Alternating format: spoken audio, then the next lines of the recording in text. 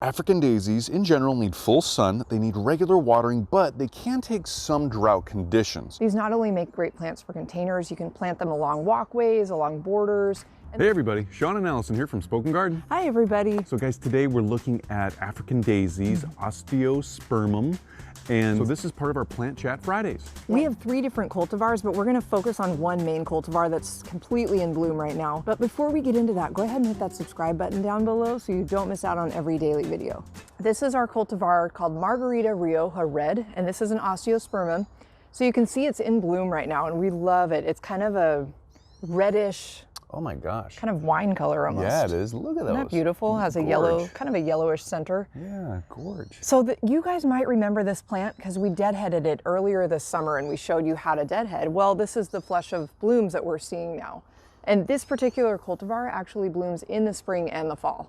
Yep. So that's been a lot of fun. I think we got it in the spring. We did. Yeah. Yep. So we decided to put this particular one in this container because we want to talk about a little plant care and show you some details. So African daisies are hardy in zones 10 and 11. They're from Africa, so they're considered a tender perennial, but for us it's actually sold as an annual in our zones because we're in zone 8B. So we're actually in a zone that's actually too cold for this plant to actually survive over the winters. But if we try our best to protect it over this winter, we have the chance of it coming back this next spring. And we're very hopeful because we love this and the other 2 cultivars we'll show you. So, and just to give you guys an example of how it's hardy in zones 10 and 11, but not hardy in our zone, zone 8B, this plant and most African daisies are hardy down to temperatures of 30 to 40 degrees Fahrenheit. So in our zone, it gets colder than that here on a usual basis, on more of an average basis. It'll get down to maybe 20, 25, something like that. And so this plant won't survive here with those conditions. So we're going to do our best to protect it. African daisies in general need full sun, they need regular watering, but they can take some drought conditions. But you want to make sure it doesn't get too dry. And you can see ours have stretched a little bit.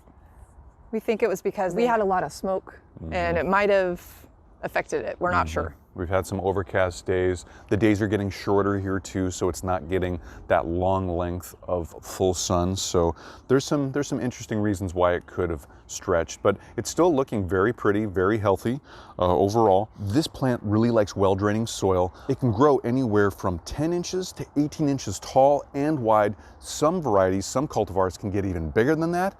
There are trailing varieties, but you can see this one, it's more of an upright variety. As you can tell probably already, this is a member of the daisy family, as a lot of plants in our yard are.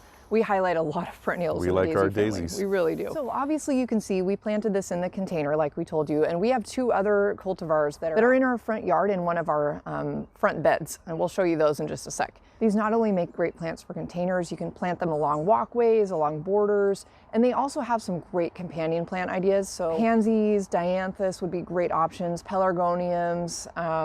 You could even add some like ornamental grasses. A couple other options would be like coleus. That would be and since this is unfortunately a tender perennial in our area, we do have to treat it like an annual. And like Sean explained, we're going to do our best to try to overwinter these, and we'll work on that soon. We don't need to yet, but any type of annual would make a great companion, as long as they have the same sun and soil needs and water needs. So a really cool fun fact, and this always, Sean and I always nerd out and think this is fun. As you can see, this is early morning for us, and these flower beds are actually just opening up. Oh yeah, look at that. See, they close up at night. Once the light hits in the morning, they start opening back up. That's so cool. Such a cool response to external stimuli. What a great characteristic. So sorry, this isn't really that exciting to look at, but this was our beautiful blue-eyed beauty. It was a yellow African daisy with a blue center, and you can see the picture on the screen of what it used to look like. It really spread, it seemed to like its location, and again, we're probably gonna need to pull this up out of the ground and winterize it in a separate place. So another really cool or interesting fact about osteospermum as a whole is they're recently new to the gardening world.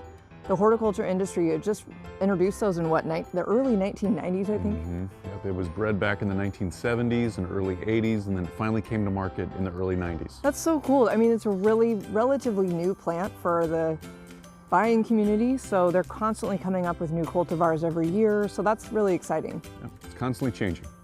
So go ahead and leave your comments and questions down below for us. We love hearing from you guys. Give us that thumbs up, let us know we're doing a good job, and subscribe to our channel so you get updates on our latest videos. Yep, that's a wrap for this week's plant chat, and we'll be back tomorrow with our next new project, so come on by and see what we're up to. See you tomorrow, everybody. Bye, everybody. Bye-bye.